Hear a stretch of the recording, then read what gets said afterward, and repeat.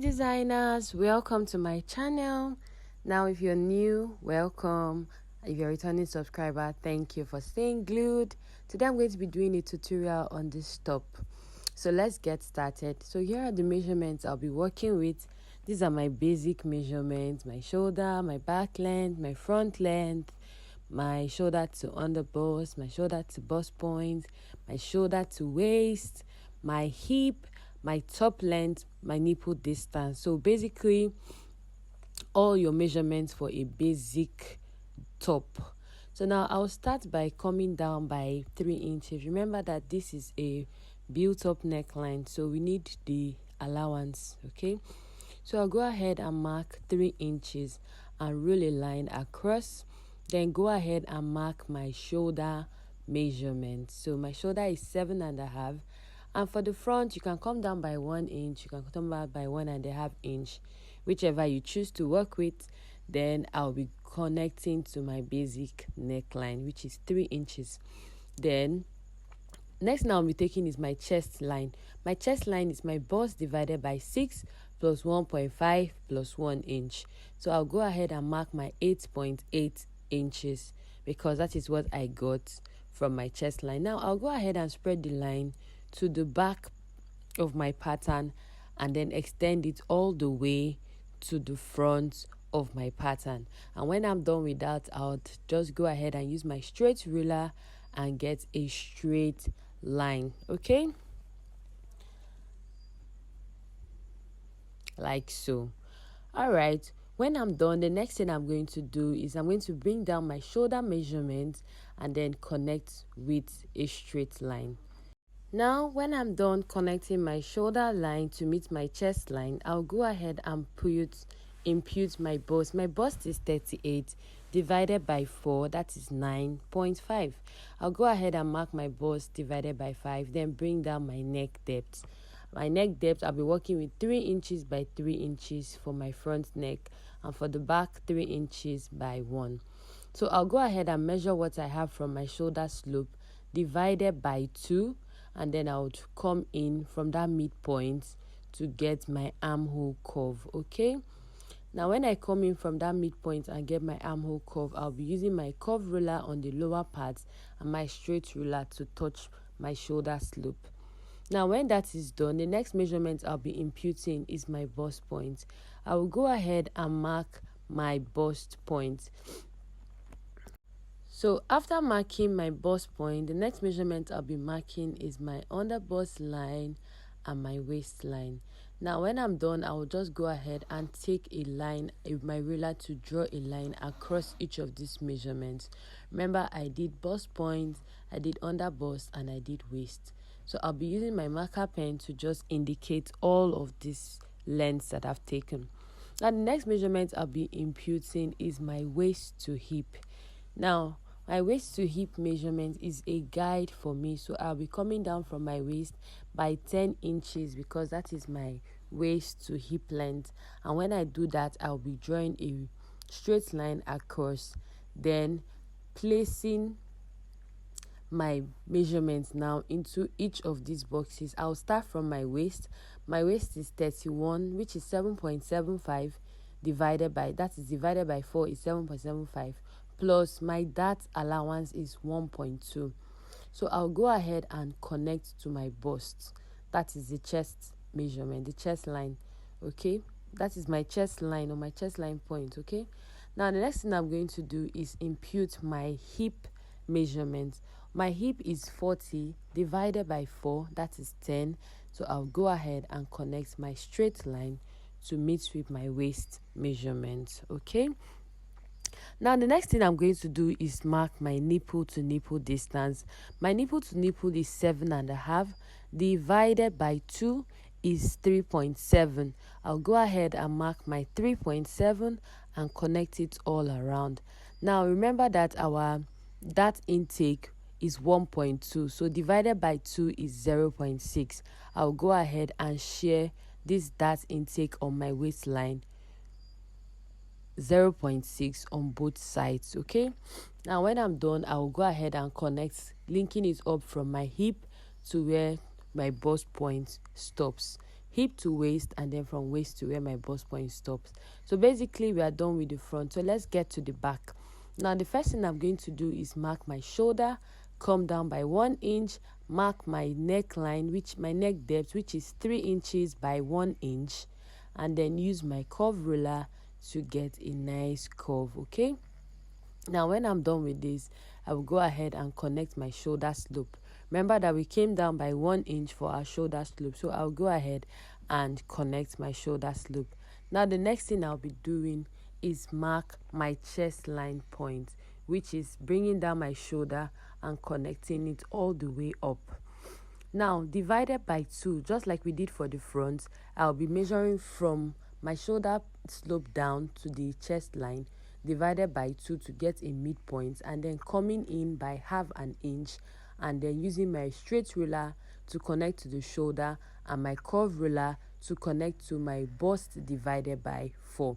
So now this line is where my bust divided by 4 starts. Now the next measurement I'll be taking is my back length. Now my back length is 14.5.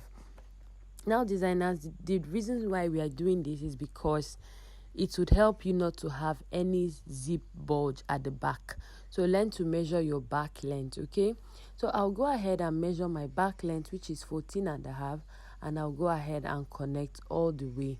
Now when I'm done with this, I will go in on this back waist by 1/2 inch.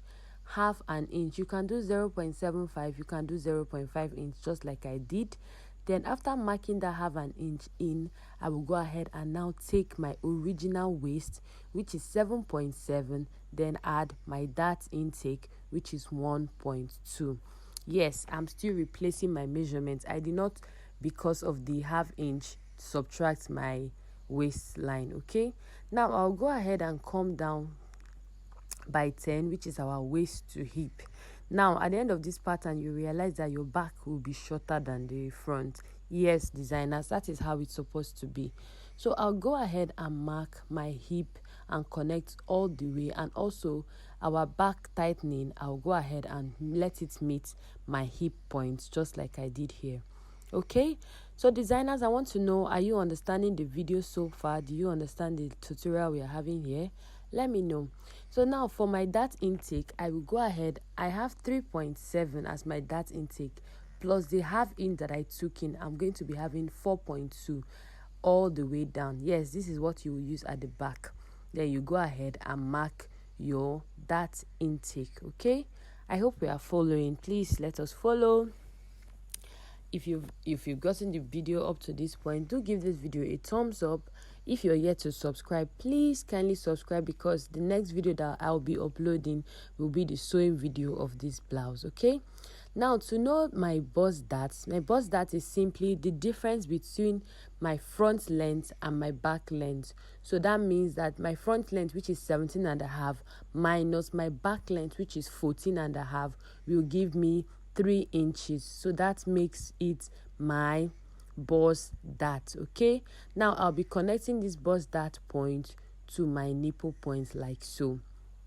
All right, so don't forget that the difference between your front length and your back length will give you your bust dart. All right, so now another thing you should notice that by the time you close your bust dart, you sew it in, or however you want to do it, or you close it and open up your darts to stitch, it will match up with the length at the back. Now the next measurement I'll be taking is my top length. Now my top length from my waist down is 6 inches. Now you can make your top shorter than this, it's your choice, but I'm going to be using 6 inches for mine. So I'll be coming down from my waist to 6 inches or 6.5 inches. So I know that from my shoulder down to my top length is 24 inches. So whichever top length you're working with, you just impute it on your pattern paper. Now for the neckline, I will be going out by a 90 degrees straight line, a 90 degrees angle by 2 inches. For my neckline, I'll be going out with an angle of 90 by 2 inches. When I use my ruler and get that angle 90, I'll be going out by 2 inches. Then coming in on this, from my shoulder down, I'll be coming down by 3.5 inches, then coming in by 3.5 inches, just to have a guide where my build up will follow. Now you can do 4 inches by 4 inches or 3 inches by 3 inches. So now when I have that guide, I use my curve ruler to get a nice curve. Now the next thing I'll be determining is how deep I want my square neck to be. Okay, so you can either use 7, you can either use 8. The choice is yours. How deep do you want it to be? Then I came in by 3 inches. Now I'll be using my straight ruler to connect all the way. Now looking at this, I am okay with it. But then I would say that if you want to come in more, like bring in this curve a little bit inner, you can do so. It will come out just fine. Okay, now the next measurement I'll be doing is measuring what I have here on my shoulder, so that I can also do same at my back and be sure that each shoulder point will meet. So just like the front, you're going to be coming out with your ruler by an angle 90 point, and you can go ahead and smoothen it if you do not get a good curve. Okay, then when I'm done, I will come out, make sure that I have it 2 inches out. So when I come in by that angle 90, I will come out by 2 inches. Then from your shoulder line, come up by half an inch or 0.75 to connect a new neckline for your build up. Okay, now after confirming the measurement from the front and the back shoulder, I realized that I got the exact same value on both, that is 6.7. okay, so I got 6.7 on the back and 6.7 on the front. So with this, I am good to go. All right, so like I said, on this your built up neck, you can go in more, or you can work with exactly what I have here, or with the one with the penciled mark. Okay, now the next thing I'm going to do is come out by 2.5 inch. Now if you notice, this blouse isn't just straight all the way down. The hip or the hem part of your blouse has to have a nice curve. So I'll be coming out by 2.5 inch on my top length point. I will go ahead and come out by 2.5 inch. So when I come out by 2.5 inch, I'll be connecting it. Now the secret to having this curve remaining like this is simply using your interfacing to interface both the lining and the fabric. Now for the front design, we know that we have one length shorter and one length longer. Now designers, my advice is please use a straight ruler. I used a curve on this video, but I realized that the straight ruler will give you a more prominent look on this front part. So now I labeled this front part as 1. Remember, the length are 2 different lengths. One side is longer, one side is shorter, but you can decide to make both lengths same thing. Okay, so this shouldn't be the focus of the video. You can make both lengths same thing, but I'll be doing one long and one short, just as in the picture. Now when I'm done marking my desired length and connecting it to my top length, I will go ahead and use my ruler and get my opening. Now I'm placing it from small to wide. So this is the opening I'll be having in my front pattern. Okay, remember that from the video there is an opening, so this is the opening I'll be having in my front pattern. So now I'll simply just do the same thing to the back pattern to get that hem curve, the curve on my top length. I'll go ahead and come out by 2.5 inch and then connect back to get that hem curve. Now when I'm done with this is what our blouse pattern should look like.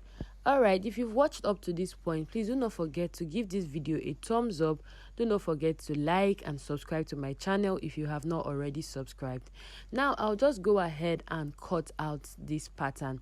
Now if you look at this pattern, you will notice that I went ahead to do a little underbust tightening. Yes, it is totally optional. You can decide to do it and you can decide to leave it, but for me, I went ahead to do a little underbust tightening because I am extra like that. So yes, designers, you can decide to do your underbust tightening if you want. It just gives your bra cup area a little lift or a little kick. Okay, so it is not compulsory, because at the end of the day, if you stitch well and follow this pattern, you will get a very wonderful outcome. So now after doing this, I'll go ahead and transfer this pattern to fabric. So now you would cut out the middle point. Don't forget to cut out the middle point. All right, let's transfer the pattern to fabric. So I'll go ahead. I'm working with a 3-yard crepe. Yes, I ended up exhausting the whole 3-yard crepe because I'm using the same crepe to turn the fabric. Now if you have a thick crepe like the one I have here, you can decide to not use any form of interfacing, but I'll be using the tissue hairstay for this. Yes, I still want to interface it because I want these hem parts that we came out by 2.5 inch, I still want it to have that fitted look. Okay, so now I'll go ahead and mark all my allowance. On the front I'll be doing half inch, on the neckline I'll be doing half inch, and on the sides I'll be doing 1 inch.